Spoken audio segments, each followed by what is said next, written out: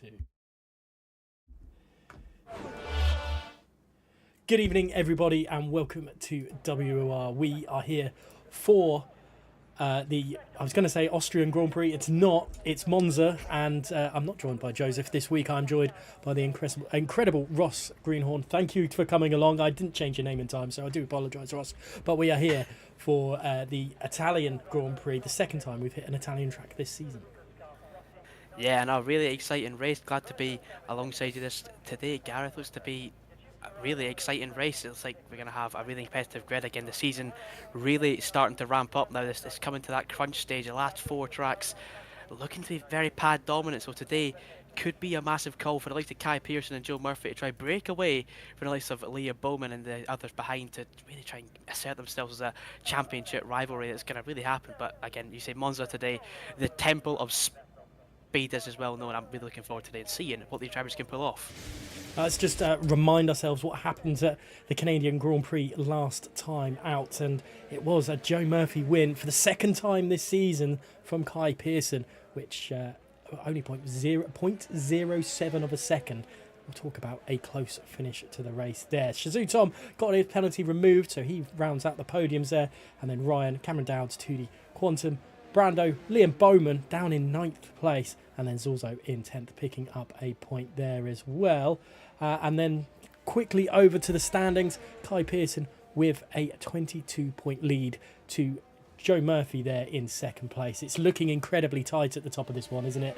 And halfway through the season, not really sure which way it's going to go.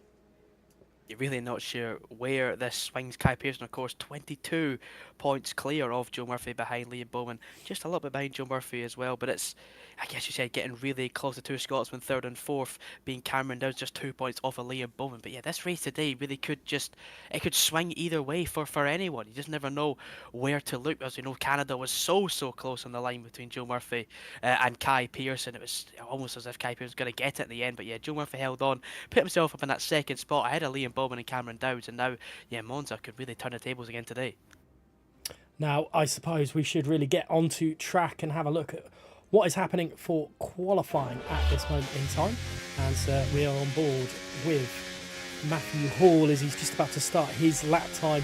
But there seems to be a gaggle of cars, which I'm guessing is going to be expected at the Parabolica curve as drivers come through, and we could see the famous World Online restarts, as Joseph likes to call them.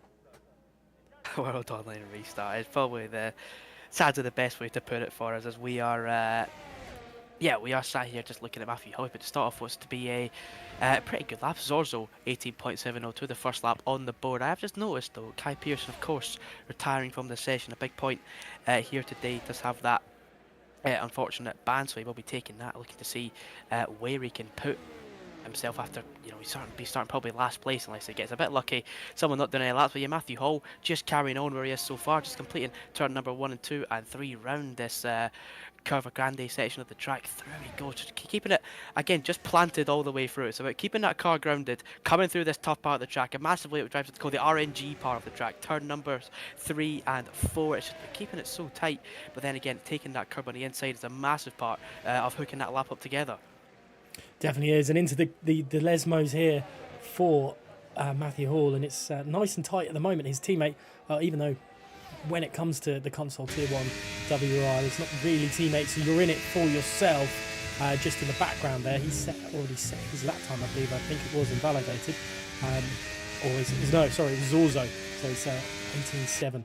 But there was a little bit of snap of oversteer there into the exit of Ascari, turn 10, which he had to correct. Now into the Parabolica, could be a little bit of a lack of time that he would have expected because of that mistake. He's hugging the line to get across, and it is a 1:18.6 to start with. Yeah, as you said, I mean, I'm looking in the chat, it looks like we're going to have a restart, unfortunately. Kai Pearson has lost, he wasn't able to take control of his car. He was saying in the chat, he left, he had no sound, he's just restarted, and now Ryan has called for a restart, unfortunately. I think it's restarting now for the full thing, is what I'm seeing here. Not sure what the call, yeah, everyone's leaving, so I think it is just a Lobby restart, unfortunately. Gareth, I think, was unlucky to the game again. We'll take over and have another look at the standings. Why not? Let's go for the standings first and just marvel at Kai Pearson being at the top of that again. But he can't take this as I don't want to say a gospel right now. None of us can. But it's he was in this sort of position last season and it didn't work for him. Can it come back to bite him again this season? Or he's got that penalty against him as well. It's a struggle, isn't it? It really is one of those things for Kai Pearson. As you said, the back end of last season, it was a fall off, really. He was massively in the lead, lost it. Obviously, Enzo clinching the title at the last round in China. And then, as we know, the last 4 rounds being China, Austria, Miami, and Brazil. China and Austria, as we know, massively pad orientated, massively in favour of a pad driver. So like Liam Bowman can really lick his lips at that China and Austria fixture and see possibly a double win on the way, which, as you know, 50 points on the board for someone that's only about 30 points behind Kai Pearson. It's a massive point in the season for him. Certainly is. Someone that we've not spoken about is the other Scotsman on the grid as well, and that's Cameron Dowds. He's 52 points at the moment. The man can, or he's very quick. He can still throw himself into this. Looked early doors that he was quick here tonight. Obviously, with this restart, things could change. But yeah, Cameron Dowds could be one to watch as well. Yeah, definitely. You never want to be like Cameron Dowds. We did say earlier he's had a bit of a bit. I'd say he's been very unlucky at points this season. Looking at the stand, you see he's down in 4th place. He has had points where he's been at the top. He's been leading races and collisions, and penalties have came his way in the end, and it just hasn't really worked out for him. But as we said, don't count him out of the season so far. He's only 2 points behind Liam Bowman. Once again, if he could pick up a win today, these coming these next 2 races, I think he's definitely one to look out for as well. Definitely is. Quick look at the calendar, just to remind everyone that today was meant to be a break week. However, we've pulled the calendar forward. So Italy, China, Austria, Miami, and Brazil will all be just that little bit earlier than expected, which means a little bit more fun for us watching, for the drivers as well, before all the esports kicks off as well. But yeah. Obviously not much to discuss after that quick qualifying session there. But, I mean, it could be... Who would you put your money on for pole here tonight? Looking at the grid, I mean, I watched World of Monza. WR Light Division was really, really good. It was Kai Pearson that won that race. But I think one of the more unexpected ones is I look at MVR Gabor as a potential race winner today. Gabor was so strong for MVR. He kind of got done in by the safety car that came out during the mid-pack of the race. He had to double stack with his teammate, and he dropped back further away, but he still ended up clawing back some decent until he got caught up in a collision. But yeah, I think Gabor, for the pace that I've seen from him, is a definite shout for the win today. But I think obviously, you can never ever count out Kai Pearson, can you? Definitely not. It doesn't matter that he's starting at the back of the grid. He's got 9 times out of 10 controlled manner about him, and it's a really, really good, solid race driver throughout. However, he's not the only one there on the grid, is he? Joe Murphy, incredible at the moment. Yeah, Joe Murphy, as you said, picked up some really good form. So beating Kai Pearson, just that very minimal amount across the line in Canada could, again, be the difference in him potentially being invited back into the championship fight. He's 22 points off him, mind you, so probably about a full race win, you'd have to say. And now it's a big chance for him to really get some good points again today. Hope that Kai Pearson can have one of those disaster races that sometimes, very rarely though, he does have those races where he just can't seem to get anything right. But if he can hook it up correctly and put himself in a position to be fighting for the win, yeah, Joe Murphy, another one to really look out for today. Yeah, some great names in here tonight, and obviously you quite rightly mentioned as well Gabor earlier on. He's got he has this season had such a good, solid qualifying performance. He just needs to push that over really into the race side of things, and hope that we get to see a different race victor. We've had 5 races, 2 for Kai Pearson, 2 for Joe Murphy, and 1 for Liam Bowman, I believe, if my memory serves me correct. Yeah, it does. He won the Baku Grand Prix. I should have remembered that one. Anyway, I tell you what, while we wait for invites to come through, we will just roll the adverts just one more time to just give something a little bit different.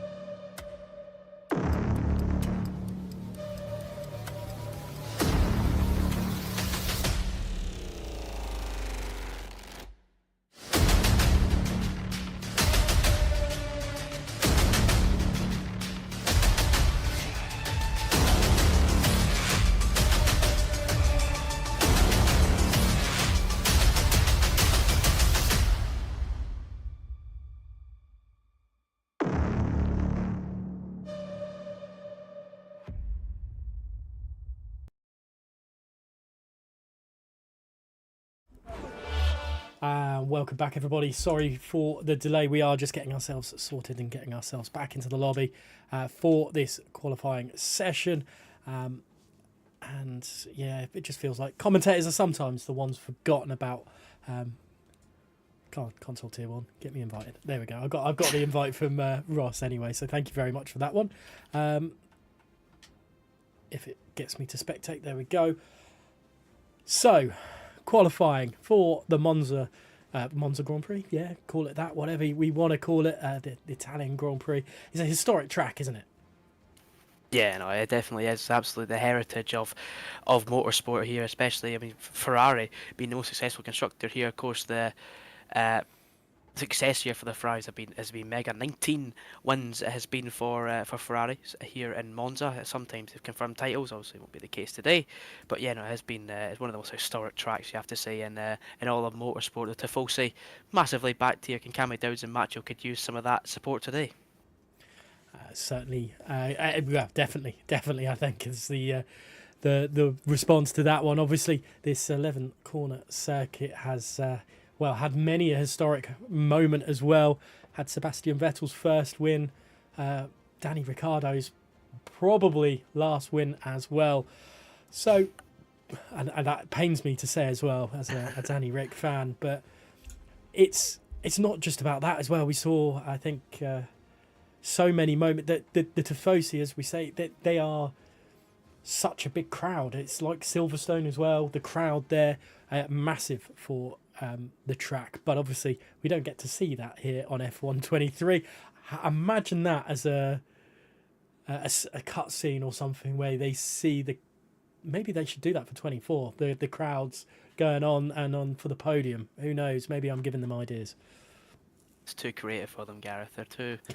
They're not creative enough for that, unfortunately. But that would be, as I said, that would be quite cool. It'd be cool, especially at Monza, seeing all the Tifosi on the main stands. But I mean, especially if a Ferrari won, again, a little extra one if a Ferrari wins, that would be another cool addition. But unfortunately, I think we need to worry more about game glitches and stuff before we look at anything like fan cutscenes and stuff. That's currently the way it's going. But Yeah, looking back at the race, I think everyone's in. Should hopefully be getting us going very soon. Any predictions in the YouTube chat would be appreciated. We haven't had qualifying yet, unfortunately. But looking at what we've seen early on, WOR, if you can make up any early suggestions of a pole position.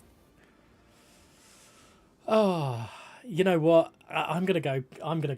Cameron Dowds for pole position today. A little bit out there. Obviously, his dad is #1 supporter in the chat as always. So welcome along.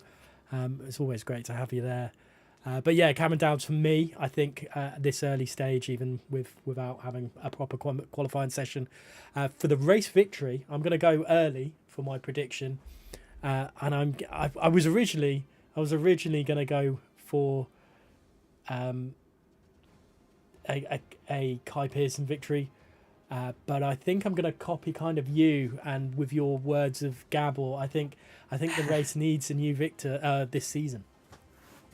Yeah, I think it'd be cool. See, I know even if it's Cameron Dowds, Gabor, whoever it may be, I'm just going off of what I've seen in the legacy division, and I thought that Gabor was really tremendous in the legacy division. Got very unlucky with having to double stack with his teammate, and then caught up an instant in the end, which cost him a chance at a podium. But yeah, I think, but as you say though, you can't count out the likes of Kai and Leighton Bowman.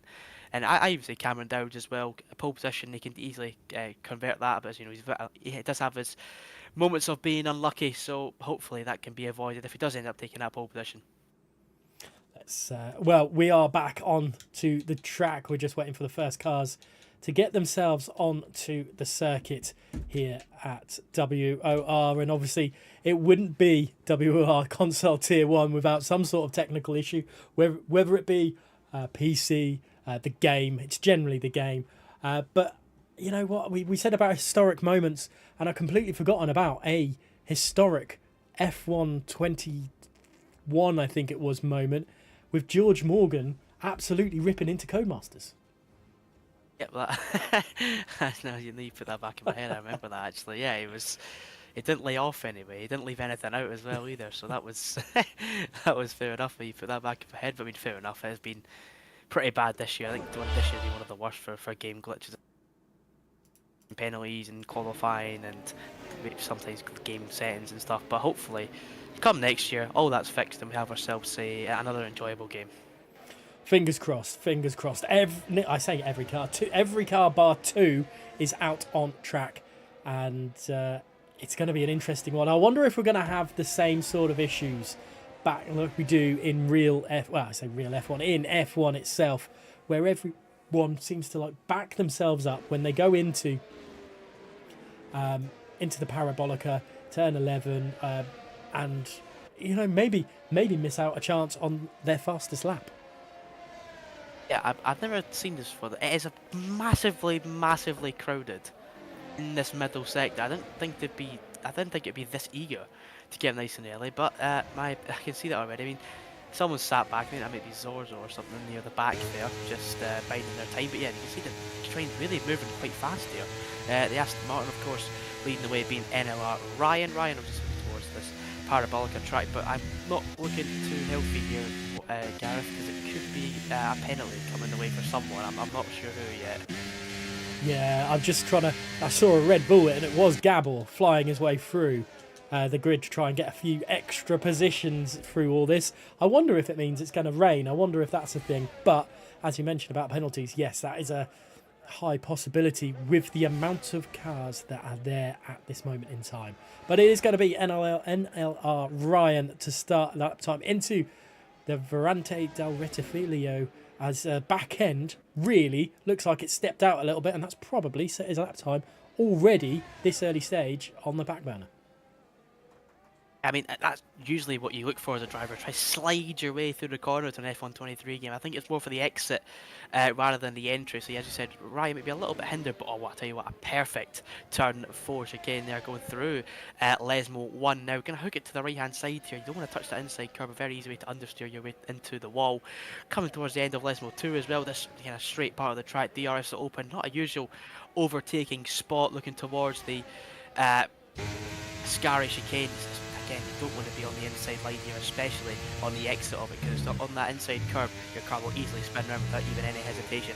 Curb taking the inside for Ryan, not going towards this final part of the track, then down towards that famous parabolica corner. Charles Leclerc felt what it was like to win. Could it be Ryan today? He's had an average race position of 4th already. Only done 2 races, but he looks to continue that form. Tight on the inside line through parabolica. Needs to be a pretty slower lap than the rest of them. He's going to finish it off anyway after that pretty poor turn 1. Ryan across the line, 18.6 to start us off. I still think that was better than the first lap that was set in the session we've just had to abort. Choco at 18.7. So still relatively good. Let's go on board with Joe Murphy as he comes down into Ascari now. And how does he handle it? I'm not really 100% sure. I like the camera angle as we go through Ascari. That's 2 cars now we've been on board, and it's just the helmet cam, which isn't exactly ideal. You kind of want to see the cars flowing and flying through there as we see a nice little picture heading down at the parabolica, and you see the 2 McLarens of Quantum and 2D in the background. But it's all about Joe Murphy now as he crosses the line. Can he do something about Cameron Downs' lap time? He can. It is quicker. Yeah, Joe Murphy setting that faster lap time as we've seen. I think some questions shortly with Liam Bowman. You see 2D up into 2nd place as well. Where can Liam Bowman put his Red Bull car though? To the top for him as well. 5,000s clear of Joe Murphy early on as his banker lap. BRT Lou can't answer back. 14th place for him. Where can Ogwin go? Ogwin to the top with a 0.3 for the first time this session. Barrier being broken very, very quickly. And Matthew Hall, 1 step better, an 18.308. I tell you what, the times that are coming in are absolutely rapid for some of these drivers. And I tell you what, Ogwin and Matthew Hall, what a start for those two, both in the 0.3s already. I wonder if we've absolutely been a little bit disrespectful for those two, because they have put absolute wonderful times in.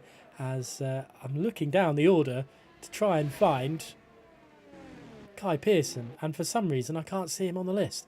I think I might be going a little bit blind. It's because he's just about to do an outlap. That's why I haven't seen his... I was expecting him to have done a time already, but he's leaving it a bit later. I wonder if this is a kind of a ploy for Kai Pearson. Yeah, I mean, we thought originally that the rain might be coming in quali, but that's soon to be deferred. As you see, Kai Pearson just coming out now. I think he's might just thought of having that clear track. Maybe thought, you know, I don't want to deal with having to wait and might lose some tyre time after waiting for people ahead of you. Just wait for everyone to do their laps, clear track, let the tyres grip up a bit more, and yeah, get your lap in. So yes, that's a smart strategy by Kai. Keep yourself out of any sort of danger of penalties and everything as well. But yeah, Matthew Hall and Ogwin, the 2 to beat so far. As you can see, Kai Pearson, no, he's going to be a very open track. They have open all the way through. So yeah, no chance of anyone getting blocked. I would hope. I'm not, don't want to jinx that, of course, but yeah, Kai coming through the final part of the track now, looking to sit his first lap of the day. Let's see what the championship leader can do as he heads into Ascari, keeping the revs quite high as he goes in there. I think this is just all about... this is one of the tracks that you do have to monitor the tyre temperatures really quite a lot, isn't it? Yeah, I mean, if the tyres overheat, you have that understeer kicking in, especially at corners like the Ascari chicane, the through Parabolica as well, going off understeering at like the Parabolica puts you on that tarmac, and it just limits you on your entry, and of course you're going to lose a position running that wide as well. So yeah, as you say, tyre temps a crucial part. You don't want to be too hot, you don't want to be too cold as well though. So you just got to get that nice little sweet spot and go for it. But Kai Pearson, and he seems to have found his sweet spot, so he's going to carry on and get his banker lap going down this DRS right. You should be hitting somewhere around 348, maybe even 350 down the straight of KPH, and yes, we are correct. The 351 it was for Kai Pearson, doing it turn 1 then, perfect slide through 1, a good exit on the exit of 2, through he goes at the Curva Grande then, a bit of a busy track ahead, but nothing to worry about for now, I would hope, unless the Alfa Romeo looks to move, may have slightly hindered them a little bit, not too much though, coming towards the chicane now. Yeah, Alpha on Alpha, but it is purple sector 1, and I said that, and he's invalidated. He might still be a little bit annoyed with that, maybe just setting him off wrong. I wonder if he's going to complete his lap time to see what sort of lap he would have done. A nice little bit of a slide at the exit of Lesmo 2 there, as cars are still all out in his way, and I wonder... Maybe, you know, we mentioned how maybe it was a smart idea for him to do it, but maybe it wasn't that smart and it's cost him a little bit.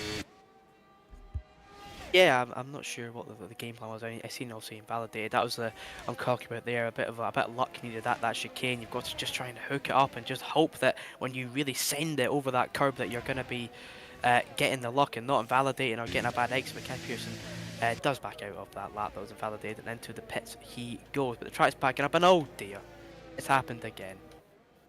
World Online restart take 3, I guess it will be at this point, and I wonder who we should go on board with. It's a Ferrari, I think, just about to start the lap time, and that is Cameron Dowds, currently in P6, a good banker lap, but others have done even better still.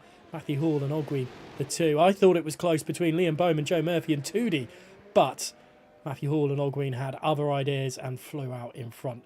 There is traffic for the Ferrari man, so they've got to get out of his way, and I wonder if this is going to start causing some hindering some of these guys' lap time.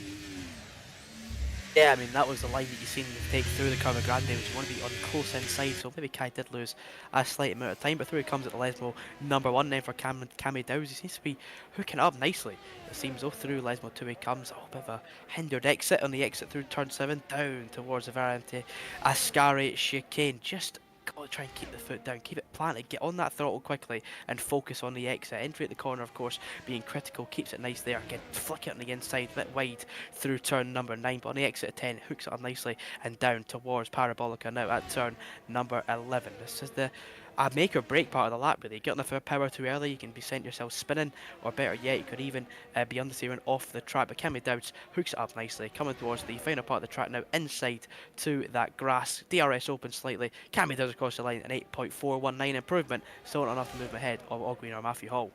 That is quite telling at how much of a good lap time Matthew Hall and Ogween had put together. Let's go on board with Ogween as he's coming through Sector 2 now. Into the Lesmos goes the Alfa Tauri driver, his teammate Kai Pearson down in 20th place without setting a lap time. Schumacher's finally got himself into the setup as well, so we now have a full 20 complement of drivers as we were waiting for Schumacher to get himself back in. Ogween, though, looking relatively good and tidy and smooth, which is vital for this track.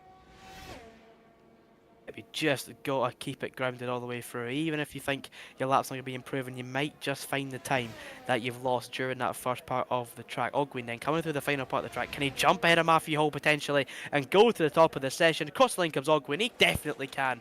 It's a 1/10 improvement. 2.58 for Shizu Ogween. 18.258 is the time to beat so far. How's Matthew Hall getting on? Though he is just beginning his lap through sector 1. He's slightly down going through that chicane. Now going towards Lesmo 1 and 2 now. If he can just hook this lap up, he only was about 10 thousandths down in that first sector, so time can be found here in the middle sector and the third.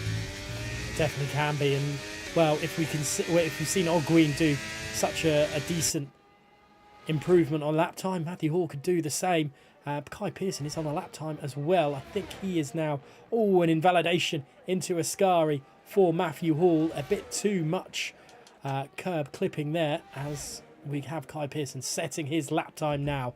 He's got to make sure this one is done, dusted. He needs that banker lap in, because sometimes the pressure can get to you if you don't have that banker lap in. Yeah, as you said, no banker lap can be sometimes make or break for a qualifying session. 25.972 though is a very good first sector for Kai Pearson. Hooks up the chicane nicely that time. He's going through Lesmo 1 and 2 again. As you said, no banker lap, so he doesn't really know what to go off of, but I'm sure he'll know what sector times to really attack coming towards this DRS part of the track now. No one ahead this time. He's going to have no one blocking him down towards the Ascari chicane. This is another part where it's so easy to make that slight mistake going a little bit too early. It can be an invalidation, or even worse, it can be a spinner into that wall on the right hand side. But he hooked up tremendously. DRS now open for Kai Pearson all the way down this straight, looking towards Parabolica at turn number 11. Where can Kai Pearson put his car? We know what he can do in qualifying sessions. He's averaged about a second or a third place in every single race that he's done. DRS won't come for Kai Pearson, but he will have a fantastic exit with Parabolica. Where can he put the AlphaTauri car? To the top, miserably, just short. Second place though, we now have ourselves an AlphaTauri 1-2. Yeah, that is, Toro Rosso from back when Sebastian Vettel won the race. An interesting one there. I think Keke might be going into the pit lane, so I don't think he will be on a lap time. He's so far down on the time, so he's probably gone. Joe Murphy's just crossed the line. I think he might very well be starting. Yeah, Joe's just, I think he had a mistake on his second lap that I seen. I think it's actually maybe a third lap potentially, because for what I've seen from him, it was a he went into the pits at the end of his second lap, so this could be a third lap now, third set of fresh tyres. We select that softer tyre allocation, but it come towards this point now. You see, Kai Pearson now has a 25.9, so a 26.1 isn't really that good so far. He's 2 tenths down to what Kai Pearson has done for now, but he is up on his time, a 10th up on his time so far, so that will jump him up into 4th place. No higher than that for now. Can he find any time during the middle sector? He hooked up the ledge, was perfectly there. DRS will open for the Alfa Romeo down towards the Ascari chicane. He just has to find that little bit of time here, which could put him onto a podium place potentially. Yeah, it's all about the exit speeds of corners really here at Monza to get himself massively into just getting to the top speed quicker, I guess is the best way to describe it, as he hurtles his way down into the Parabolica. Nice and tight. It's got to be nice and tight, as you mentioned quite rightly as well, that this corner is a very make or break one, as he's down the start finish straight across the line for Joe Murphy. It's pole position. Provisional. It didn't look like the best of first sectors, but he's managed to hook up the rest of the lap. Yeah, he hooked that up pretty nicely, I thought, in the middle sector. He had a really nice ledge with 1 and 2, and it just seems to be getting better and better as he went on. This is Zorzo jumping up into that top 10 as well. And MVR stonks from out of nowhere. An 18.176 is exactly what he would be needing. That potentially could be his final lap of the session, so that is exactly what you want to see from MVR Stonks. One final lap it was, and 18.176 is an absolute flyer. Potentially, we could be seeing a 0.0 today. This is insane. Tudi, I think, is on a lap time. He set an early marker. We do have Liam Bowman and Zorzo on the same lap time. That's how close it is getting. Into the pits goes Tudi. I think he's going to get himself another time in. So who could very well be on it? It's Lou on a lap. I think he's just finished. Maybe this is going to be a really, really solid qualifying session, as NLR Tim throws himself into second place. Just spotted that there as well. Tim from I didn't realize he was on a lap. He just flew it right in the second place, splitting Joe Murphy and Stonks now. But Lou, as you said, now on a flying lap, going for see where he can put his Alfa Romeo. He's teaming up in 3rd place so far. Yes, that's it for Joe Murphy. He's been 3rd at best for the man that's in 2nd place in the standings. Where can Lou find the time in his laps? He got time in his middle sector. He's come towards this split sector line now. Where's it going to be? 2 tenths up indeed, so he will jump potentially into that top 10. If he can find the time, almost invalidated there on the entry to Ascari. He keeps it close though to that right hand side. It will fly all the way down this straight. Just one more corner to attack. This long bent right handed Parabolica corner. Where can he find the time? Close to the right hand side as he can. Get on the throttle early. Oh, a bit of a slide there. Might have lost a slight amount of time, but coming towards the line, because BRT Louis won't finish the lap. And that'll be it for the Alfa Romeo. Yeah, I think he realised there that with that little slide, he's done enough. And TTM Furious goes into 7th place provisionally through all this. We have got a gaggle of cars getting themselves back through and getting themselves ready for this one as a penalty for Liam Bowman. So we're definitely going to get the restart. We've had now 2 drivers through that and possibly a third. I may have missed one. There's the 4th, maybe. Quantum, anyway. Let's stop counting them and see what Quantum can do, as he is getting himself through Sector 1 at the moment. Let's hope he can pull this off. He is up in that first sector. Doesn't take the chicane as nicely as we saw Kai did. Kai kind of sent his full car over that bump on the left hand side, but slightly avoided it, did Quantum, maybe for the sake of the pad. Not going to risk any sort of manoeuvres here in the final lap. He is down to 15th place. He is someone that can be in around that front bunch if he can just hook his lap together here. He could be right up there. 15th for Quantum right now. Can he improve it any time? He has 2 tenths found in there. Oh, big mistake there! Going through the Ascari chicane, really, really wide of the turn in, and that'll be it for the McLaren of Quantum. He stays in 15th place. He won't find an improvement. Unfortunate for the McLaren man. Volokongana, you on a lap time. Let's see, he's up as well. Enough maybe to throw himself into that top 10 area. Obviously, with Liam Bowman to set a lap time as well, as we see a lot of cars now on track. This is, well, it's now or never, really, for some of these guys. Yeah, It really is for some of them. Ogwyn going to go for that front row, especially Kai Pearson. Liam Bowman as well. He knows what it means for the championship. If he isn't in that top 5 shout, he needs to keep scoring big points to keep himself involved in this big championship fight. He's 3.5 tenths down though with Liam Bowman in the middle centre. MVR Gabor though, an 18.14 row. He beats his MVR teammate and stonks. Liam Bowman's invalidated. He's going to be 11th at best. Who is on a lap? It's going to be Shizu, Volakong and Matthew Hall in the third. Volakong can't find the time. He's stuck in 14th place as well. Who else is out and about? Let's go first with Ogwyn, who's up 0.1 of a second. That is currently enough to throw himself second on the grid. Matthew Hall and Stonks, same lap time. It is going down this way. We've still got the same lap time for Bowman and Zorzo and NLR Ryan. This is so close between some of them. What can Ogwyn do? Across the line for Shizu Ogwyn, and it's second place. Look how close that is to pole. How close it was for him. How Kai Pearson made a mistake. Kai Pearson spun at Parabolica. He couldn't get the traction down. I seen him ghost on the exit there. He stays in 8th place as well. Oh my goodness me, what an ending to qualifying it was. But NVR Gabor, at the death of it, one final lap, he sticks it on pole and he's alongside his MVR compatriot with MVR Stonks in second place as well. Wow, what a qualifying session we've had. Gabor's been good at qualifying all season long, but Ogwyn and Stonks throwing themselves up there in a really, really good shout out for those guys. Matthew Hall in 4th place, 5th to Tim, and then it's 6th to Cameron Dowds. A name that we were expecting, well, I was expecting a little bit higher up. I put him down for pole. He's in 6th. Joe Murphy in 7th. 8th to Kai Pearson. 2D in 9th. 10th to Keke. And that's your top 10. Then we've got Furious Quantum. Liam Bowman down in 13th place. Zorzo, Ryan, Volokongan, Schumacher, Lou, Macho, and Choco rounding out the rest of the drivers. Back over to our camera screens very, very shortly. Just as a heads up to you. There we go. We'll throw over and... Wow, what a qualifying session. We've got to have a restart, unfortunately. But, yeah, that was a lot closer than I was expecting.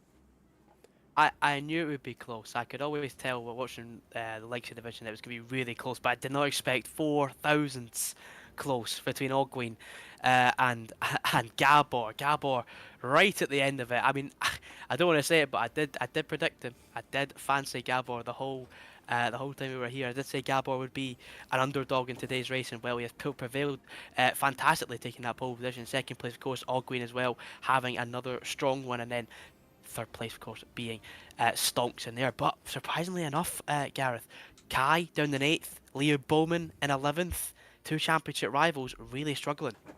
Definitely, and Kai's other championship rivals ahead him on the grid, but that mistake, I thought if he didn't set a banker lap, he would suffer from the pressure. But it's the even though with that banker lap he made the mistake at Parabolica and it cost him. I wonder. It's all wandering time now, but I wonder where that would have put him. Would he have been on that front row? I don't know. Yeah, I think you're right. When you said that he had no banker lap, it was a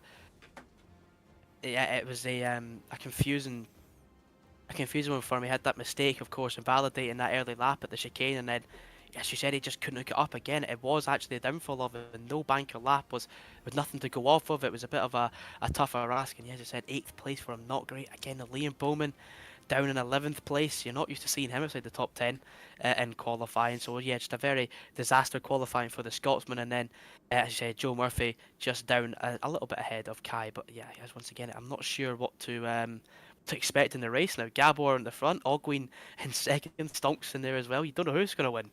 Definitely not, and it's not as long as Mexico down to the first corner, but it's a long drag down to the first corner here at Monza, and sometimes you can get yourselves right through and into a great position, even starting 3rd or 4th on the grid. That's something to definitely be definitely to watch out for. Let's head and have a look at the standings again and just see what an 8th place start for Kai Pearson could cost him this season. Round 6 at Monza. This is, and only a 22-point lead to Joe Murphy in second place there, who took victory last time out. It is this close to see with five races remaining. Obviously, anything can happen, and generally does in F1, but it is really close. And I think you quite rightly mentioned earlier on as well, the top four are in a world of their own, and then from 6 down, which Porsche Zoo Tom is on his own in 5th place. It looks like. Yeah, I mean he's not he's not exactly in the championship fight, but he's not out of it either. He's just kind of stuck in the middle himself. So yeah, Tom I think he just take every race as it goes. He doesn't really have a certain objective for the season, it seems. But yeah, as I said, massively 7th and 8th. 7th and 8th here in Monza is 1st and 2nd in the standings. 13th for the man and 3rd, and then Cammy Downs, of course, ahead of them as well. So yeah, it's a 1st, 2nd, 4th, is 6, 7, 8 in this qualifying position. So potentially a bit of a carnage start potentially. As we said, no, as Joseph recently was saying, no Tom here tonight. That is something to pick up on. So a chance for Toody to potentially close that gap a bit more, but also it means that Tom might be losing out just that bit more to the front. Definitely, and unless we have some sort of catastrophic error for the top 4 of this championship, but you know what? I think that would make for interesting reading tomorrow morning with that happening. But wow, so we're hopefully very soon getting ourselves back into the lobby and back sorted again. But for now, I guess it's probably a good time just to go through our sponsors one more time.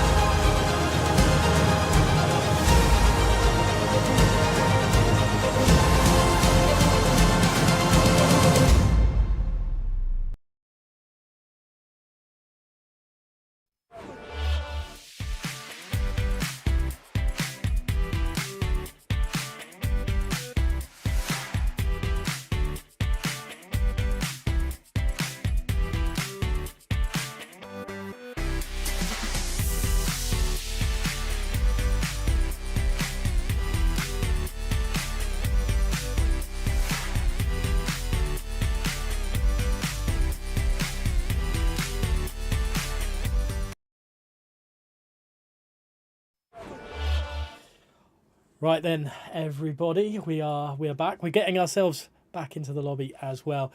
It's an interesting one, this one tonight. Obviously, Joseph quite rightly and yourself mentioned that there's no Tom tonight, but the standings as a whole, with that little bit of a breakaway, I wonder if we're going to see that continue tonight, because it generally with all kind of sporting events, there's a breakaway. We could have a 4-way battle for the title at the end of the season.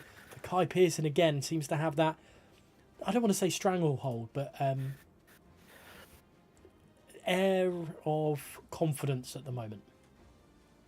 Yeah, I think that's the best way to put it. I think he's built up that lead that he had again last season. He had that it wasn't as big as it was. It's bigger now than it was last season, should I say. Sorry, I had a bit of a sort of 10-15 point gap last season. But yeah, it's 22 points now. It's a bit of race win ahead, so I guess it does give you a bit of a cushion behind yourself. So if you do have that race where you have a little bit of an off day, that you are still safe in about that championship fight. So yeah, I think you're saying Kai's confidence will be a bit higher now, knowing he does have that safety net and being 22 points clear. But I think it'll help himself knowing that Joe Murphy and the 2 other rivals are either behind him or just a little bit in front of him. So that means even after a poor qualifying, he can't be too annoyed at it. You know, I think that is got to be his mantra. Just finish ahead of the 3 main rivals, I guess. And if that means he finishes 8th and the others finish behind him, wow, then he's got to be surely in a shout with the title. It's not as easy as that, though, is it? Yeah, think that's I think it's the best way to put it. It's, as you said, it's not easy as that. We've seen it last season, the fall off that he had that went to the last race with 4 drivers that could that could win it, and it ended up not being Kai Enzo soon, of course, winning that title. And now, yeah, Kai knows that after I think he has to learn from what happened last season to just stay focused, stay composed in it all, not think, I've got this gap, I can just, it doesn't really matter where I finish now. But I think you're right. Just I finish ahead of Joe Murphy, Liam Bowman, and Cameron Dowds, and then they just focus up for those next, because of course next 2 rounds being China and being Austria just will not really give him much confidence either. Yeah, he's well, push as hard as you can, and you know what. Sometimes you get your best results at the track you hate most, and if he really doesn't like those tracks, he might get a good result nonetheless. Anyway, let us know in the chat though who you think is going to take victory here tonight. Is it going to be a masterclass from one of the title challengers that are down in the grid, or are we going to see a new race victory for this season? Are you? I mean, I think I backed Gabble for this race. Are you early on? I can't remember. It was about 20 minutes ago now. So, where are you thinking on this one? Honestly, I'm not sure. The qualifying shook me. I did say Gabor for pole, so I want to say Gabor for the win, but I've seen Ogwin now, and Ogwin being that close to him, it just edged him a bit. But I'll back Gabor. I'll back the Hungarian himself. I think that was a really good qualifying. Now will be his day to follow up on a good qualifying finally, and then take a win. Let's hope. First of all, I just hope we make it through turn 1 without significant damage, and that concerns me in itself. I've just seen on the screen 1 out of 27 competitors. I'm not sure why that's come up on my screen, but that's awful. I hope we're not going to have 7 other random drivers just turn up into this race. Anyway, this race is going to be underway very, very shortly. Thank you so much for sticking with us. We know there's been a few issues with the lobby tonight, but we are going to be underway very, very shortly. The race starts probably about a minute's time. I've completely forgotten to check up on tyre strategies for this race, Ross, so I'm going to hand over to you for this one. What do you think the strategies are going to be? From what I can remember and what I was in the Lancashire division, biggest things were soft mediums. A lot of drivers fancied the softs very early on. I think the tyre wear here really isn't that bad for a soft tyre, so I think you might see a lot of people, especially these guys at the back, on the softs. But then again, a hard medium, being able to take those hards a little bit longer, it gives you that bit of a benefit in the end. So yeah, it's a mixture of strategy, to be honest with you. Yeah, it's not a certainty of softs, not a certainty of hards either, but believe me, there will definitely be at least 7 or 8 people on soft tyres today. It's looking a little bit cloudy out on track at the moment. It's a bit of a possible worry. But yeah, I think if there's no safety cars, then now some sort of strategies are flooding back after you've reminded me of them. But yeah, I think we're going to see a mixture of mediums and soft tonight. But yeah, I wonder if there's a sprinkle of rain with it being so cloudy here at the moment. I wonder if we're going to see a little bit of a wet race today. That'd be something. I think if it was going to be a wet race, the drivers would know, because I see a lot of drivers currently as softs, some are selecting of some mediums. Only got 2 people on hard, so I think they're all a bit kind of confused. I think the rain, as you said, might be coming, so it could be mid-pack of the race. They're trying to think, can they stretch the softs out a bit longer, potentially carry the hards out, but I don't know. It'll be whatever they fancy, whatever will be the best. I'm sure it'll be best for their race. It must be just final last moment strategy adjustments, maybe. I don't know, they should be at this stage in the game cycle. You'd think they'd be very on it and be raring to go. It is a little bit later for the race start. We are at 9 o'clock for tonight so far because of the 2 restarts that we've had to make tonight already. But while the drivers are getting themselves sorted, surely it's going to be an interesting one for tonight. I'll reiterate my words. If any of the drivers are listening, please make turn 1 less of a skittling alley than it was in previous. But if they make it through there, I'm sure there's going to be overtakes galore tonight. Yeah, it really, really should be. I hope that the strategy they have are correct, the hards, the softs, whatever it may be, make it work, make it entertaining as well. Because I tell you one thing, the Legacy Division race was very, very entertaining. The DRS games did come into play early on, but that would be expected. I tell you what, it'll be the exact same today. Down that straight, the DRS is so powerful, and it is easily the best thing to assist you in those overtakes on the inside line. And we are then on the track, ready to go. 5 lights here and console tier on. Round 6 and away we go. It looks like a pretty average start, unfortunately, for Gabor, but he's covered over Ogween pretty well. Stonks is attacking Ogween as well. And also, Matthew Hall's getting involved. Is there going to be any contact as we head into turn 1? It's looking relatively clean so far. No skittling at all. Ogween is down to 3rd place as we look at the positional changes. There is not really... Oh well, BRT Lou is up a positional 2 there. Ogween is fighting back on Stonks as they head now into Varante 2. Oh, yep, avoided action taken there from Ogween. Ogween went really hot into the corner. I think he got a bit of grass there on his outside tyres. He had to avoid the taking the corner. He's had to, again, just accept the position's been taken by Stonks, and Stonks are up into that 1st and 2nd spot alongside Gabor, who got a fantastic start, by the way. Flew away from the rest of them, well ahead of the rest of them. He's going to be leading the way so far. Cammy Dowds held on to 5th, Matthew Hall in 4th, Tim dropping down as well to 6th place, Joe Murphy holding 7th, Kai Pearson and 8th as well. Keke up into 9th and Today, now inviting himself into the points point positions, but Liam Bowman not able to really make any positions so far. He is down in 12th place, but as expected, Gareth, the top 13 are all on soft tyres. Yeah, it's the top 13. There's Ryan, Furious, Zorzo, Choco and Macho and Schumacher all deciding to go a different way. Here comes Matthew Hall. It's going to be 3 wide as they head into the first Varante. Is Stonks going to have a look up the inside of Gabor? He does, as so does Ogween, having a switchback maybe on Matthew Hall. It's all very close, and I think Cameron Dowds is going to get involved in this as well. He could get boxed in though by the slower moving Matthew Hall, but it is done and dusted. Good move there from Cameron Dowds, up 2 places. Yeah, Cammy Dowds, he picked his moment perfectly, ran wide purposely at turn 1 so he could flick his car right in for a fantastic exit, and as you said, got through Ogween nicely. Matthew Hall put up in the 3rd place as well, but a battling there in the midfield between Kai Pearson and Quantum. Kai Pearson being held up really by the McLaren in the midfield pack. Kai Pearson knows what it means. If he stays behind currently, he's down in 11th place, and look who's behind him, Liam Bowman.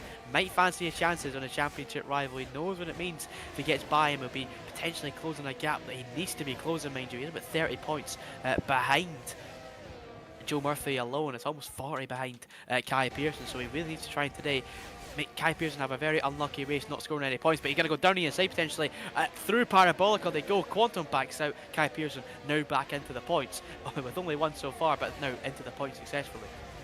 And the lead changes hands between Gabor and Stonks as well through all this. Very early move from Gabor as they head down through to Varante 1. And I think Matthew Hall is going to get the move done as well. But that does mean Kai Pearson started in 9th place. So there must have been an issue because BRT Lou is also in the pits early as well. So definitely something missed off the screens there, unfortunately, as all the battling going on. Gabor, though, nearly breaks a second. He's decided to pounce and go. Cameron Dowds has got 2 positions again. There must have been a mistake somewhere. Yeah, I've seen it there. Got Stonks and Matthew Hall. They locked wheels on the exit of turn 1, going through a turn 2 as well. Matthew Hall sliding there through Lesmo 1 as well. He just locked wheels with Stonks. They just couldn't turn the car. Cammy Dowds sweet took the inside and took that 2nd place nice and easily. He's up in a 2nd now. He's cut that gap down to Gabor already by about 3/10 of a second, but in the end though, it has worked out really well for him. Stonks Matthew Hall losing a position. Ogween goes back up to Matthew Hall ahead. Yeah, those unfortunately those 2 dropping off a little bit, probably more than they would have wanted. Tim's had a good start to this. Joe Murphy trying to have a look as well, and I think that's Kai Pearson just in the background getting himself back into 9th place. Exactly what he would have wanted. And Furious there in 14th, just sticking to the back end. Cameron Dowds, the fastest man on the track. I suppose it should be a clue for us to have a look at him as he looks to the inside as they head to Varante 1. He decides not to on this occasion. In the background, I think that was Kai Pearson having a look on Keke, but I don't think he made the move stick. It was Kai Pearson. I was following there with 2 day on board. Kai thought about the move on the inside, but he just half-hearted it. He tried to back out, it was too late, and he just had to take the curb after, and yeah, not really fully sending it on the inside line. He's unfortunately had to accept that 9th place so far. It's a Liam Bowman and Quantum. Oh, and a scuffle there. Liam Bowman's off. Liam Bowman off into the gravel with Quantum there. Not sure what happened. Quantum had to cut the corner. Liam Bowman now down in 16th place. Disaster for the Scotsman. He's now down well out of the points in a big fight back to him now. But if anyone can do it, we've seen in the past, Liam Bowman can. Quantum picking up a 5-second penalty for something or other, and he's letting Liam Bowman back through. I wonder if that is because of that issue or whatever happened there. But yeah, Quantum now out of a chance for points as well. Yeah, it's really getting close again. Cameron Dow's closed up again. It should be a switch of the lead finally. As Cameron Dow's, I'll tell you what, by the way, looking very quick. Gabor's been burning that ERS. He's on around 65% of the front here. Cammy Dow's is our full battery. He's now using that DRS to his advantage. He'll take the lead of the race here at lap number 5. Stonk's will be close enough, so just a switch in lead here between Gabor and Cammy Dow's. Nothing happening either way anywhere else, just everyone following each other in this DRS train as expected. Kai Pearson now ahead of NLR Keke, who's now down in 9th place also. Yeah, so Joe Murphy not able to make any of the attacks that he would have thought he would have been able to this early doors, unless he's just trying to hold ground. And I wonder if this is going to be Cameron Dowds' game now, is just to maybe swap positions a few times, not burn that ERS. But saying that, I think that's a massive mistake from Gabor into Lesmo 1, because he's dropped a lot of time. He has, I can see. I think Gabor might be struggling that bit more than Cammy. Cammy's looking very good so far at the front, nice and calm, composed, keeping it together so far. Stonks also still following on in that mid pack. Everyone just bunched up so far right now. No one really planning any moves. You can see the train going all the way down back to Macho in 19th place. Unfortunate for Lou, getting dropped out early on after being caught up in that incident. I'm not sure who it was with, but he has definitely been caught up in something. He's had an early pit stop onto the mediums through Parabolica. They come then. There'll be another change of the lead potentially with Gabor, but Stonks and Matthew Hall might have something to say about it as well. Yeah, we've seen Cameron Dowds be able to make a double overtake. Let's see if he can as well. Here comes Matthew Hall on Stonks. Is he going to follow? He could. Oh my goodness, this is going to be so tight into the first Ferrante here. And I think that has cost Matthew Hall a double overtake by being boxed in by Stonks and Cameron Dowds. And he's only in 3rd place. Just behind them, Ogween is battling away. And we're used to an AlphaTauri being this high up, but we're not used to it being Ogween over Kai Pearson. Kai Pearson down in 8th. He's not that far behind. And having a look at Ogween is NLR Tim, but he doesn't make the move stick. But I think it's going to cost these guys a little bit of time as they're battling through the Lesmo and possibly break the train a little bit here. Yeah, that wasn't Tim's smartest moment. I think he knew it as well. He tried to back out of that overtake on the inside. It cost Ogween a bit of time having to use that battery to keep inside of that DRS range, unfortunately for himself. But yeah, Tim, not his greatest moment, but he will be just talking about. Look, Kai Pearson on the inside line, Ascaria out of nowhere. Didn't expect that one there. Kai was on the back of him with the DRS, burned a bit of battery, and now up into 7th place, chasing his championship rival Joe Murphy, who, by the way, has been closing up to Ogween ahead, so he might be fancying chances at a 5th place here. But the DRS just holding some of these overtakes for the likes of Joe Murphy and Kai Pearson as well. Liam Bowman, by the way, after that, whatever happened with Quantum, hasn't really been moving either. He's down in 15th place. When I've set of soft tyres, it's just not been working out for him either today.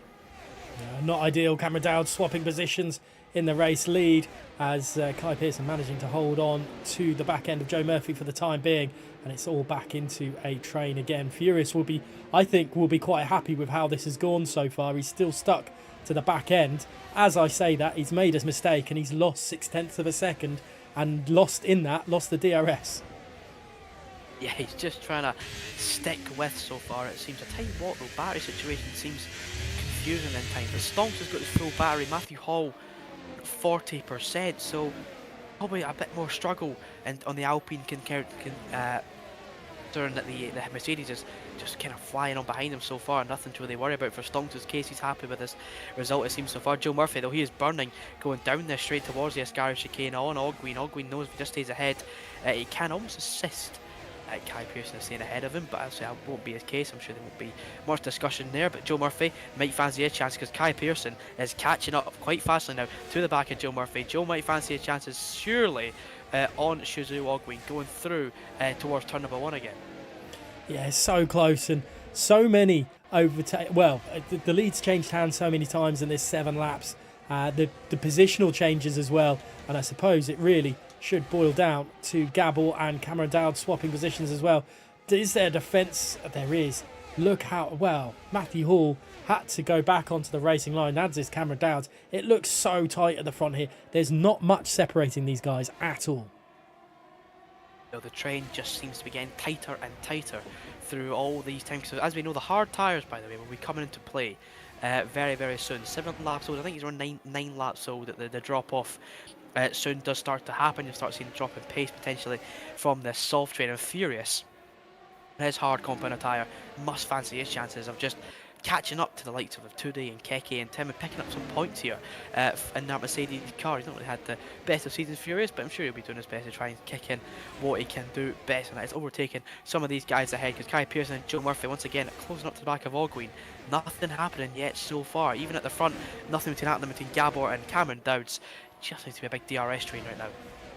Yeah, it's better than usually when we see a big DRS train like this, because we don't usually get to see as many overtakes as we have done. But there is a little bit of a gap starting now between Kai Pearson and the 2 Haas drivers behind, and I wonder if that's going to be the snake that the rest of the break in the snake that the rest of the grid need, as Schumacher picks up the first penalty, or the second penalty effectively, but for multiple warnings is the first one, as Gabor loses the lead to Cameron Dowds yet again in this Grand Prix. Lap 9 of 27, and yeah, it's looking rather tight at the moment. It's Schumacher getting past Choco, and I wonder how much longer this goes out for, and I wonder if the more, I don't want to say the more established drivers, the drivers that are in Tier 1 the most are going to be able to nurse their worn tyres, especially the soft ones, better than the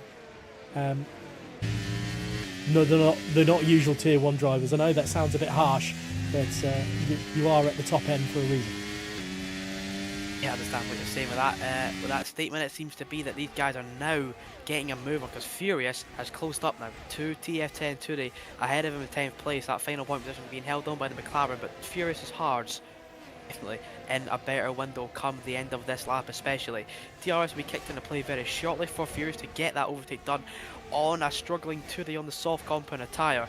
But yeah, as we said, no movement yet really from anyone. It's just Cameron Dowds and Gabor just swapping positions as they should, being smart about what they're doing, just keeping that gap to Matthew Hall. They don't want to invite Matthew Hall into this fight, be very unnecessary for 2 that haven't won a race this season and are looking to see if they can climb on that. Finally get take their chance. Both have been pretty unlucky, both have very good qualifyings, and now is their chance to see if Cameron Dowds or Gabor can pick up a win this season.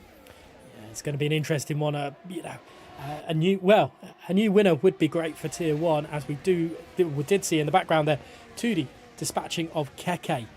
So Tudi realising that he's got to make the most of these tyres now before Furious gets through and starts attacking, because Furious he's getting there. He's getting closer to this one. Lap 10 of 27 here at Monza Console Tier 1, round 6, as Gabor leads the way. He's had plenty of lead changes with Cameron Dowds in this Grand Prix so far. Matthew Hall stock's looking very, very solid as well. Ogwin had a great start to this Grand Prix, however, has since not fallen away, but not in the battle as much as he probably would have liked.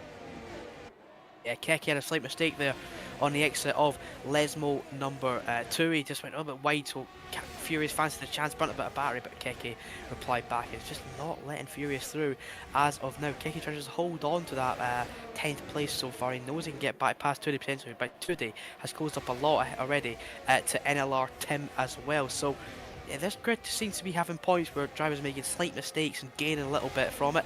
But Matthew Holt quite closing up as well to Gabor and Cami Dowds still back in the race. Gabor just dropping in behind him once again. No movement anywhere else other than that front train being Cami Dowds and Gabor, but everyone else just seems so tight, yet no moves happening. Liam Bowman's now dropped 2 places. Possibly 2, maybe 1.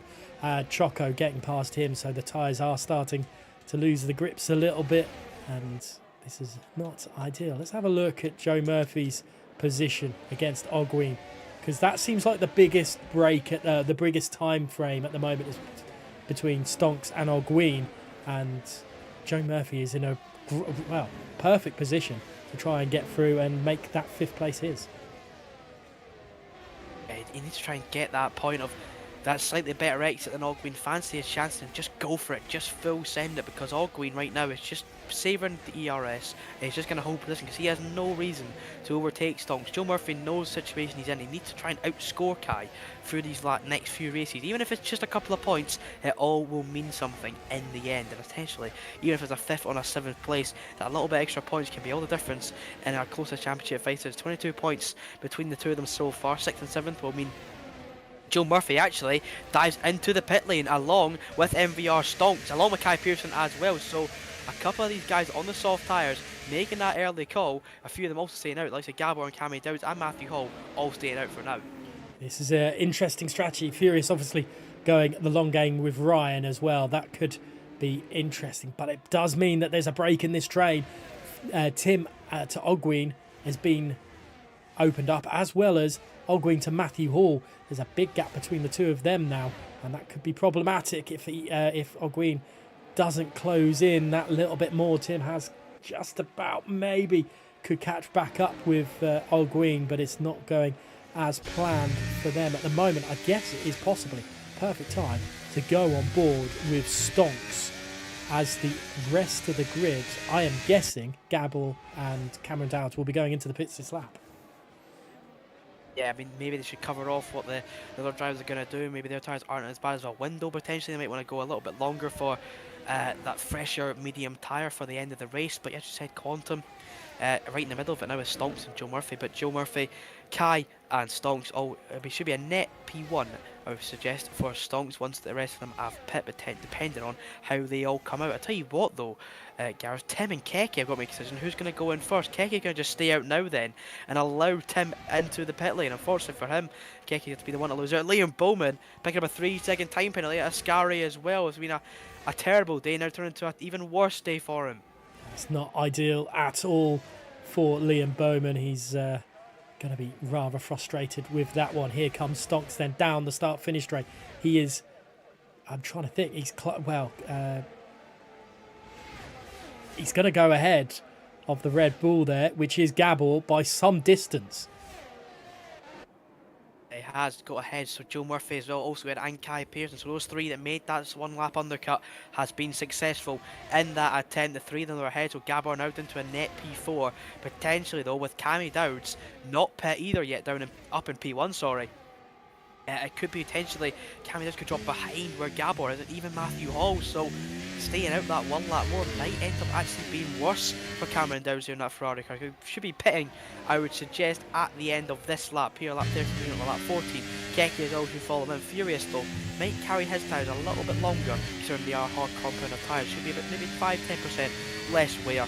He should be pitting somewhere around lap 15, potentially lap 16. As we just see, I think that is Murphy getting past Stonks there into Ascari. Joe Murphy doing a wonderful job there and attacking straight away. Keke and, well, the pits are happening for the soft runners now as Furious leads the race for the first time on lap 14 of 27. And look how close. There is now, finally, a car between Joe Murphy and Kai Pearson, and it is NVR Stonks, but I don't know if that's going to be for too much longer. Look how close these guys are. Kai Pearson's the fastest man on the track. There goes Stonks past Murphy. There goes Kai Pearson past Joe Murphy as well, and I wonder if that was a mistake making the move into Ascari by Joe Murphy there. Tell you what though, bigger things have happened, Gareth. Cameron Dowds, he's 5 cars back. Oh, sorry, further than that, my mistake. He's about 7 cars back on where he was. He's got 2 laps fresher tyres, mind you, but will that really be all the difference? We've seen how long they took the soft compound tyre. He's really got to try and get to work here and bring these into a good window early and get these moves done, because he hasn't got that much longer left. Only about 13 racing laps left. Cammy Dowds now down in P14. It should be somewhere a net P7, I would suggest. But even still, that is it's really, really confusing. He stayed at that 1 lap longer. Yes, he has fresher tyres, but look how many cars have overtook him. And Kai Pearson is now in the net race lead. Stonks, I think Stonks is letting them overtake into Ascari so he can have the better run through the start-finish straight. That is Well, quite clever from Stonks if that is the case, as he gets closer to the back end there into the pits maybe for Ryan, or is Furious just overtaken? I think that's just Furious overtaking into the pits for Macho though, as we see the work being done as we come down the start-finish straight, as Stonks and Kai Pearson side by side as they head down the start-finish straight, and Stonks, it's a lot longer for him to overtake Kai Pearson that we saw on Joe Murphy just the lap previous. Quantum yet to pit, he's still on those soft tyres for 14 laps. He's doing what he can, but yeah, interesting strategy from Cameron Dowds. It's not been his brightest moment. As we know, Liam Bowman and LR Tim actually having a big battle there. Tim backs out now. Liam Bowman will hold on to P14. Again, still 1.3 seconds back on Cameron Dowds ahead. Tim not having a good time there in the middle sector either. So, honestly, it's just, you really don't know who's going to win this race. It's really opened up now after some of the undercuts happening and Matthew Hall and Gabor being dropped back. Gabor especially being dropped back into this mid-pack. Ogween as well losing out big, but as we know, Cameron Dowds losing out the most. He was up in second and first for actually the whole race, and as soon as the pit stops come, he's now down in a net P13. I think it's going to be a net P7 once all the pit stops happen, which should be happening for the hard winners in around maybe 2 or 3 laps. 5-second penalty for Furious for speeding in the pit lane, and he will be pretty furious with that, to be honest.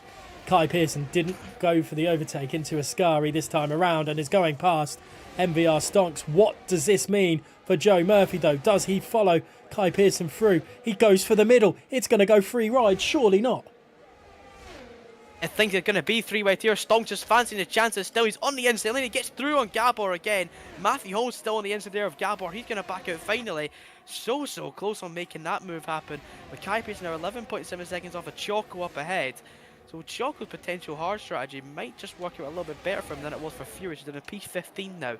He went a little bit too early potentially on his medium tyres. So he's going to be a lot faster, mind you. So he potentially, Furious might be in about the points positions come the end of the race. But Choco still leading the way so far. Kai Pearson is in the net P1. Joe Murphy net P2. And you just wonder if a safety car comes out in the next couple of laps. Choco has just pulled off the strategy of the century.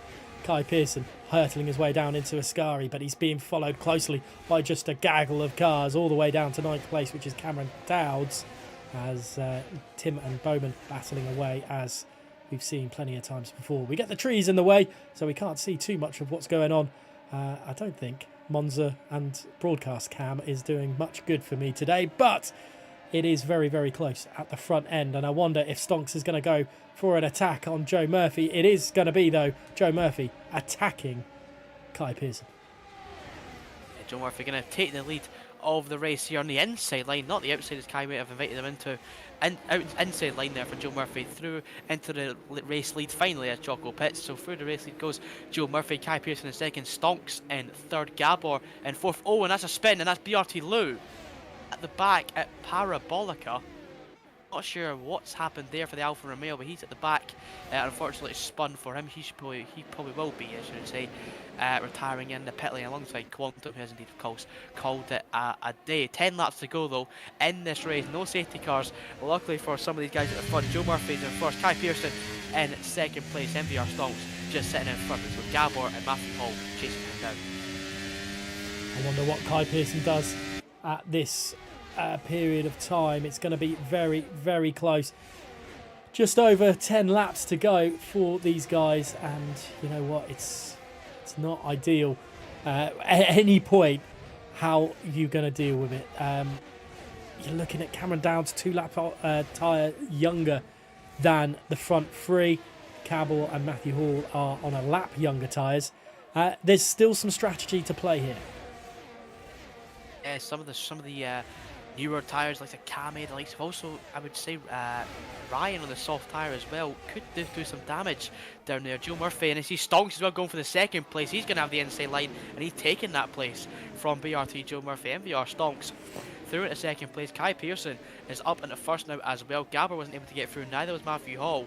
But the fresher tyres potentially of Cameron Dowds come near the back end of the race might come into play, as potentially as well for Keke. Maybe able to steal some points off of Liam Bowman here. He does that 3-second time penalty, but Keke down in P11 so far out of the points, but at the front though it's still this same sector we've had for the last few laps. I think there was a mistake from Stonks at the exit of Ascari 1 in, well, turns 4 and 5 there, because he's fallen a little bit away from Kai Pearson.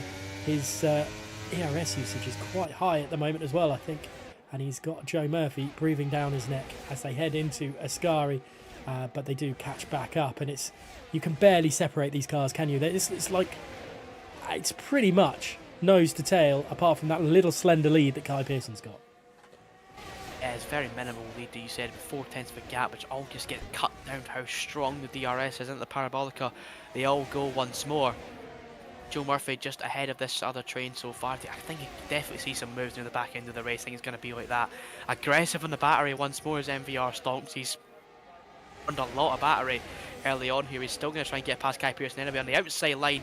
Kai Pearson invites him there down the inside, and it's going to be easy done for Stonks. Kind of the inside line, a tougher line, but it looks like Kai might be able to get him back potentially. He's not going to go for it.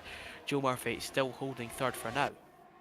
It is so close here tonight in Tier 1 console, and somehow, I don't want to jinx it, but we've not had anything big, major incidents so far that we've seen. We have lost 2 drivers just a few laps ago. Lou and Quantum has left the session.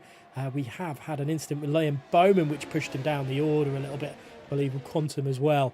So not the ideal race for the McLaren man tonight. But Kai Pearson losing a little bit of time this time to Stonks. It looks like through the Lesmos is where they're trying to maybe play a little bit of mind games or break the train a little bit.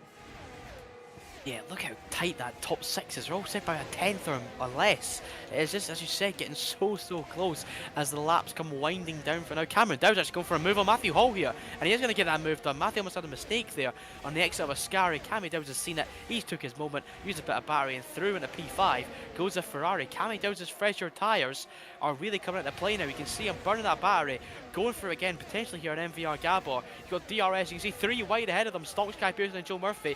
Gabor might be forcing into this as well.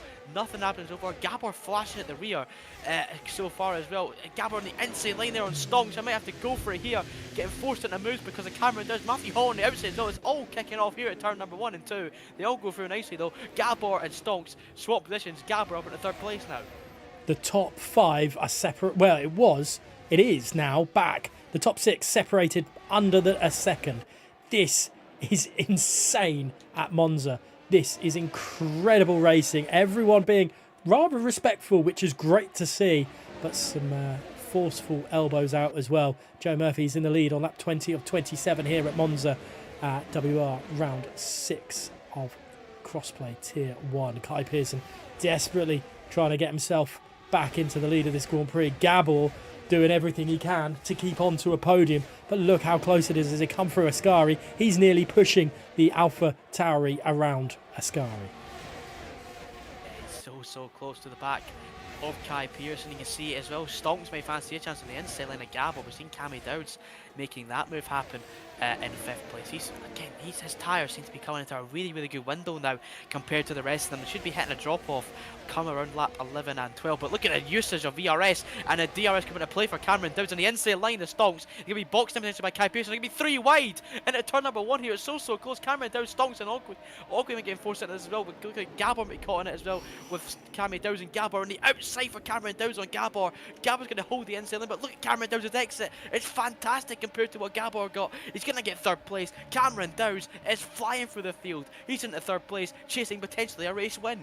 This is incredible. He's doing a fantastic job, Cameron Dowd, and maybe in the background 2D can get through Ogween. He nearly does, but it doesn't happen in the end for the McLaren driver. Matthew Hall is down into 8th place. What has happened to him? Not ideal for the Alpine driver, but maybe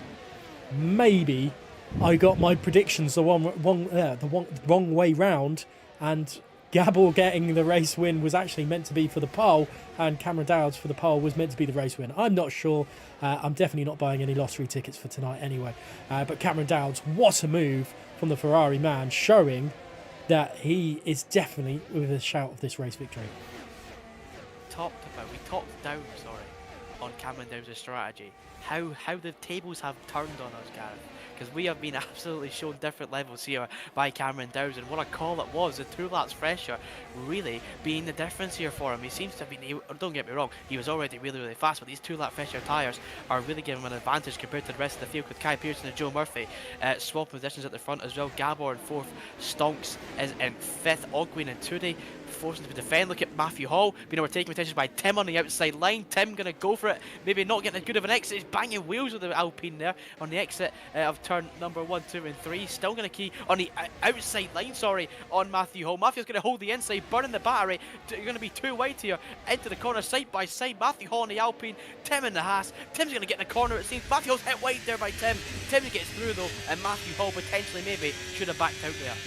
Possibly, and Matthew Hall gets gets passed by Keke as well for all that, and the Haas cars getting themselves back into the swing of things as well, and they're back into the points so far tonight. Let's go back to the leaders of this Grand Prix: Kai Pearson, Joe Murphy and Cameron Dowds, with an outside chance for Gabble and Stonks to get in on a race victory as well. Yeah, this is really ramping up towards the back end of this race. I think Stonks more worried about if he can hold off Ogwyn, who's got that 1 lap fresher tyres. It might be the difference come the last few laps. Got 5 laps to go in this race, soon to be 4. The lead should be changing here once again. Joe Murphy though be a little bit further behind as of now on Kai Pearson. Might not be able to get the move done at turn number 1, but he's closing again on the lead car. A couple of people, that's it for Matthew Hall. Actually, he's retired from the race. Matthew Hall calls it a day after what happened with Tim. He's just got a penalty and he's just called it a day. I'm not sure why or what's happened. Maybe he got some damage after what Tim did, but yeah, that is it for the Alpine. He had a pretty good race so far, not anymore. Tim and Keke up in 8th and 9th. Nothing else really happening so far. Kai Pearson and BRT Joe Murphy were not swapping positions at turn number 1 at all. They stayed behind once more, so potentially now it could be Joe Murphy's game plan is stay behind and just maybe try to get Kai on the last lap. I did see that Joe Murphy didn't have his DRS open as he was coming down the start-finish straight, so he's happy just to sit behind Kai Pearson. The DRS mind games are starting to take place now on lap 23 of 27. 4.5 laps of this race remaining, and it's going to be really quite epic to end this Grand Prix. Cameron Dowds is in a wonderful position. Tudi picking up a 3 seconds time penalty. He's in trouble. Let's have a look at the penalty situation. Schumacher on 6, Liam Bowman on 3, and Furious, whose race has just not gone as expected. Yeah, Furious' hard tyre strategy just not working in the end, unfortunately. The soft tyre did look really good, to be fair to him. It did look like it was going to be one of those races where the soft tyre just took over the rest of the race. Stonks just goes up to the back of Gabor once more, using that battery, going for it on the inside of the Red Bull. The switch at the front place happens. Stonks to the inside line, going hot on the brakes into turn 1. Gabor is the inside. He's left in good space, good racing room left, and Gabor gets back through. Look at Ogwyn go for it as well on Stonks. Stonks has to defend now from Ogwyn, from an attack to a defence in a matter of 1 corner. Ogwyn's got the outside line going through the Carvabolica here. He's still going for it. Stonks on the inside now, going for it on Gabor potentially. He just backs off and accepts Pete's 5 for now. Ogwyn though looking to get past Stonks quite quickly, it seems. Yeah, Ogwyn with that lap fresher tyre than Stonks. Maybe an advantage in these closing laps as they battle their way through the Curva Grande, not having anything on it though on that occasion for Ogwyn. But it's great to see some battling, isn't it? It's some incredible battling with 3.5 laps of this race remaining. I think as he's now then focused on getting by Kai Pearson, but he's using the battery on Joe Murphy. Joe Murphy's using it to defend from Cameron Dowds. Cameron Dowds on the inside line, went for it late, switch there, go for it. Oh, he's hit Joe Murphy, and they've actually collided. Gabor go for it around the outside there. Cameron Dowds going to have to hold on to Stonks there, and looks like there'll be 3 wide potentially going for the Curva Grande. Stonks, Gabor, and Cameron Dowds will be 3 wide.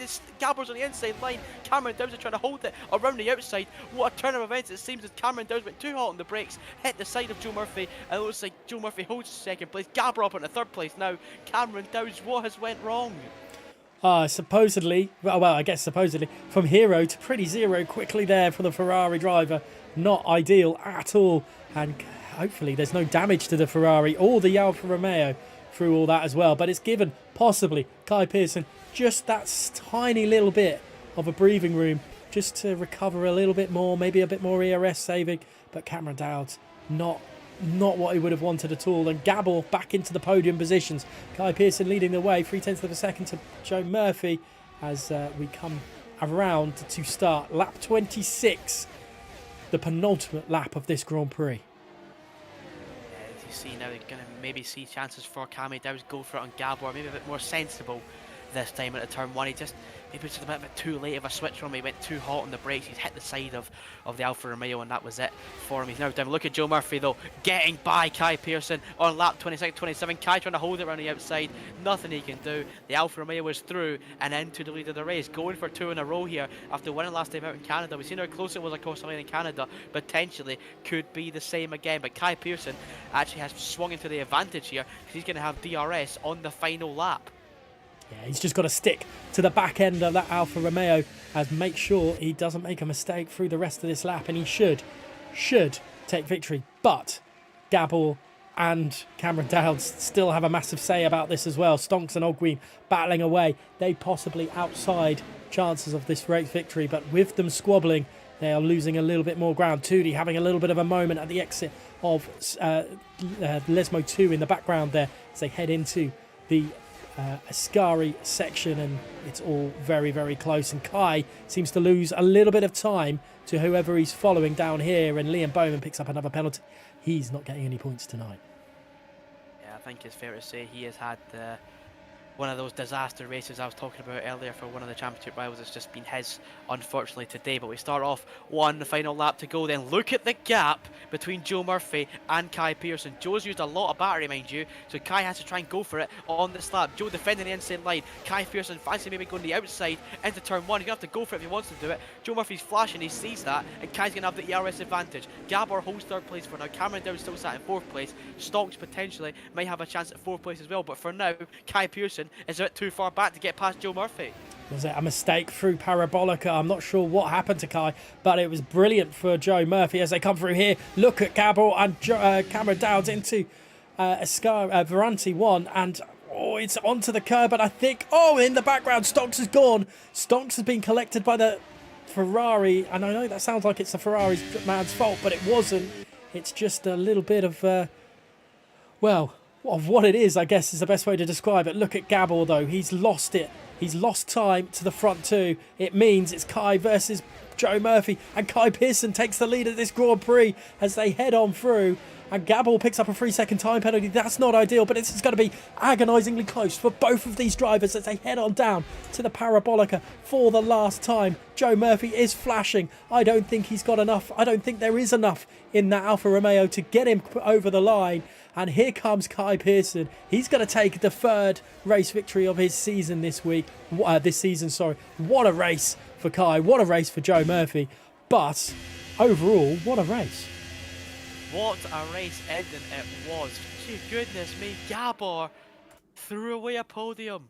Come the last 3 corners of the race, MVR Gabor from 3rd down to 8th. Goodness me, how unfortunate it is. Look at the gap between Ogwyn and Cameron Dowd as well, by the way, at 27,000 of a second. Joe Murphy, though, a solid second place, but Kai Pearson in the end, the battery saving was tremendous from him. And, well, yeah, to be honest with you, it just was one of those races. Cameron Dowd's getting a 3rd place. Keke and Tim, by the way, 5th and 6th respectively. Good race for the Hasses. Volakogan in 7th, Gabor 8th, Choco in 9th, and Ryan comes home in 10th. So points through them all there, and poor Furious, not the race that he would have wanted, unfortunately, as there we go, just trying to sort out what's going on that side. But wow, I'm not sure about those guys, but what a race we've seen tonight. And let's have a look just at the podium celebrations. It's an AlphaTauri reminiscent of Sebastian Vettel in 2008. It's Kai Pearson taking victory tonight from 8th on the grid.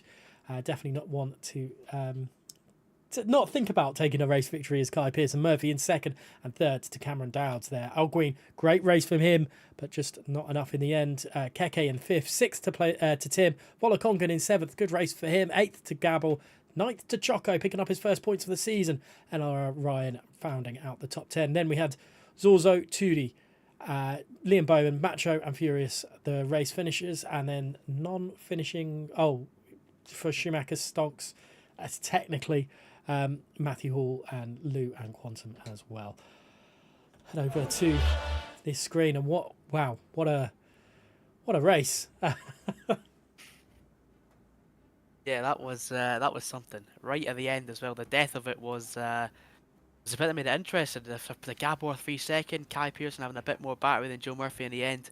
Was the difference for the Englishman, and taking that win is crucial, should I say, very, very crucial for the championship fight. He gaps Joe Murphy that bit more. He also gaps Cameron Dowds and Liam Bowman, who, by the way, did not score points today. 6 seconds of penalty for the Scotsman, down in 13th place. Yeah, it's very unfortunate, but a very good race for some of these other drivers. Choco as well, making a little comeback there on the soft component tyre. So yeah, overall, a really fantastic race. Yeah, really good. And looking at Gabor in the chat, he's saying hopefully going to get that penalty removed. I wonder what happened there. We'll wait and see. And definitely, it'll all the I don't know, post race fun will happen at the end of the obviously at the end of the race and through the week we'll find out what happened and what went where and how and why. But it's definitely an interesting race for you to fill in for this week, isn't it? It really was. I didn't expect it to be as good as it was. It ended up being that really fantastic race. Again, congratulations to Kai Pearson, Cammy Dowds and Joe Murphy. By the way, the 1, 2, 3 in the championship, finishing 1, 2, 3 today. So there will be a bit of a gap created between the likes, of course, Joe Murphy and Kai Pearson. Sorry, but overall, I mean, yeah, really good race. But leading into next week, it really will be a big calling point in the championship. Yeah, definitely. We will wait for hopefully some people to pop into the interview room to have a chat with us as well. It's good. I would really want to hear what they had to say about that as well, because there is some real, that must have been quite, I don't want to say scary. Scary is not the right word to use, but stressful on track at times. Yeah, no, I think that's one of the best ways to put it. Also, we knew that there was a point where Kai and there's Kai and Joe Murphy were kind of equal in ERS, and Kai burned a bit, Joe burned a bit, but overall, yeah, it was a really good race from Kai Pearson, who we have got an interview box now.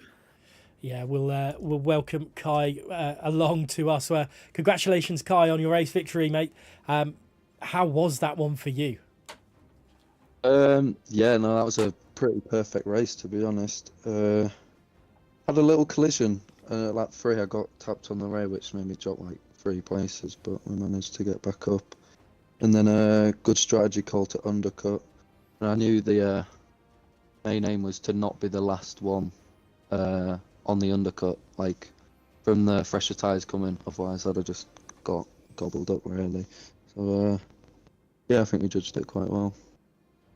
Yeah, I saw a nice battle. Obviously, like you mentioned there, you got hit in the rear and dropped a few places, but you managed to catch yourself back up and then followed Joe Murphy, I think, through into the pits. And how was that battling through with Joe for this race? I think for the second week running, very, very, very close to the victory for either driver for 2 races in a row.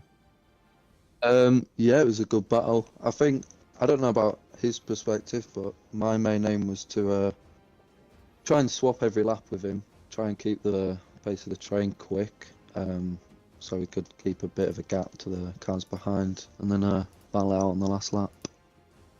And obviously Cameron Dowds decided to go longer, and then came through the field, and with 2 laps to go, he was right there, 2 lap fresher tyres. Were you worried at that point before he clipped the back end?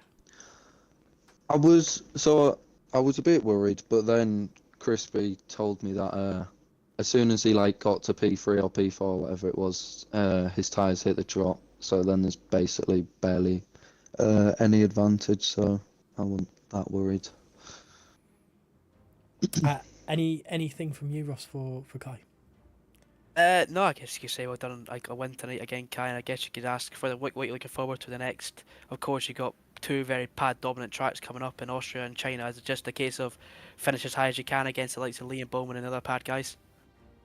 I mean, I've won 5 out of 6 races on track, and the other one was 700s behind the leader, so I think I can win that one again.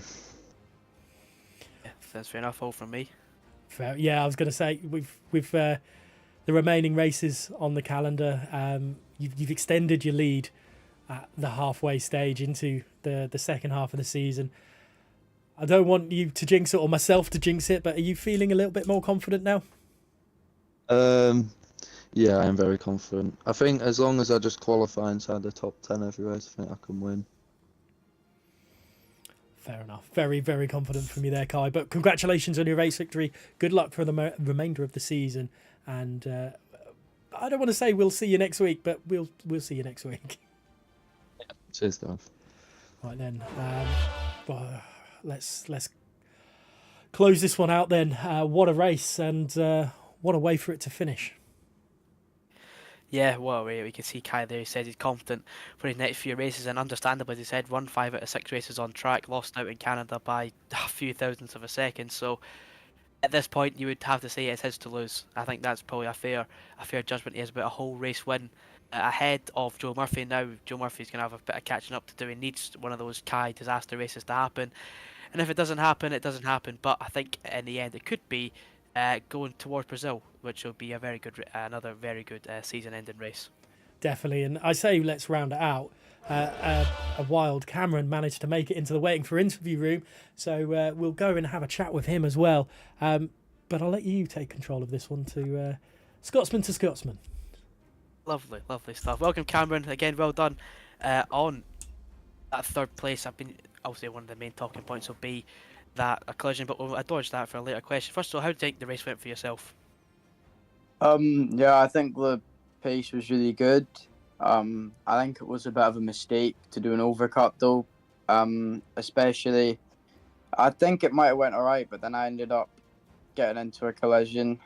So I didn't really get to make as much of it as I wanted. So in hindsight, the undercut would have been a bit better instead of having to fight my way to the top.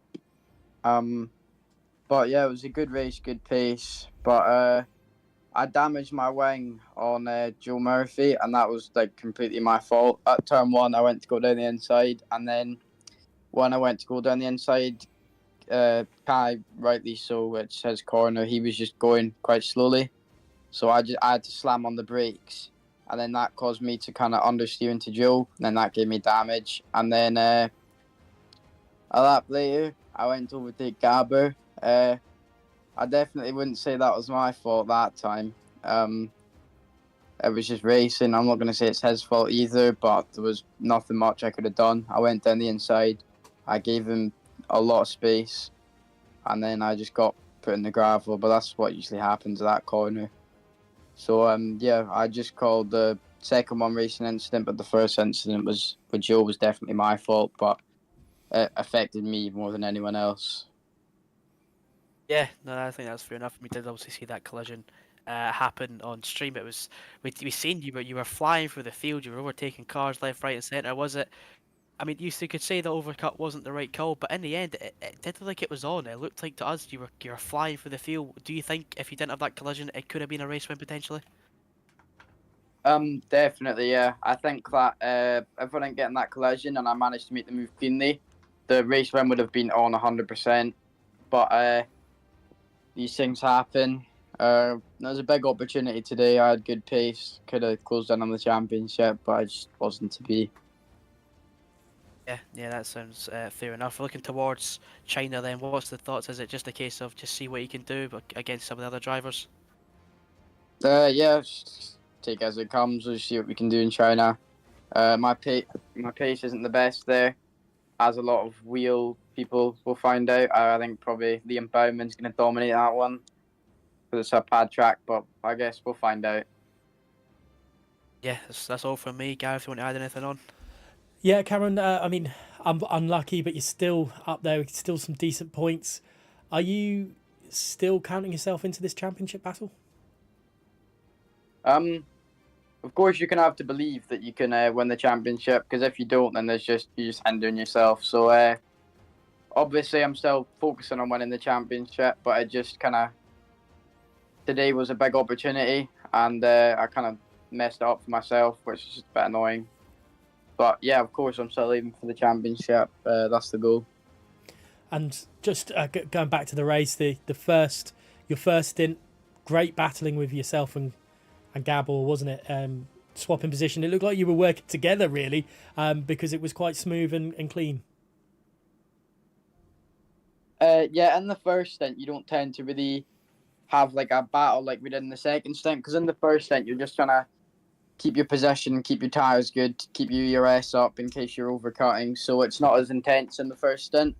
But then in the second stint, you know you've got to push, and you know it's like your last chance. So that's why you usually see like more incidents in the second stint, because that's when it really matters. Brilliant. Thank you very much for coming to join us, Cameron. Unlucky for not taking race victory, but congratulations on the points all nonetheless. Yep, thank you.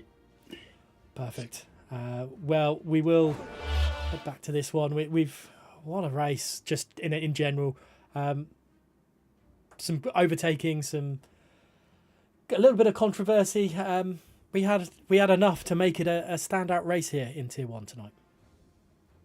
When is there a race without controversy in Tier 1? Of course, we did have those unfortunate restarts, but the World Online restart, what is there to change? But yeah, no, in the end, it was definitely one of the races to remember for the season. It could be one of the races you look at as a turning point as well, with Kai winning that race there ahead of Joe Murphy. So, but yeah, no, it was a really enjoyable race. Thank you for having me.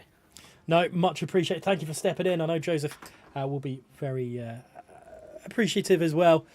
For that one as well, but it's been a great one. Thank you for stepping along. Thank you for watching, everyone that's watched as well. It is appreciated. I hope you have enjoyed the show. But for now, we are going to be shooting off, and we will be back next week for round 7. But for now, thank you and goodbye.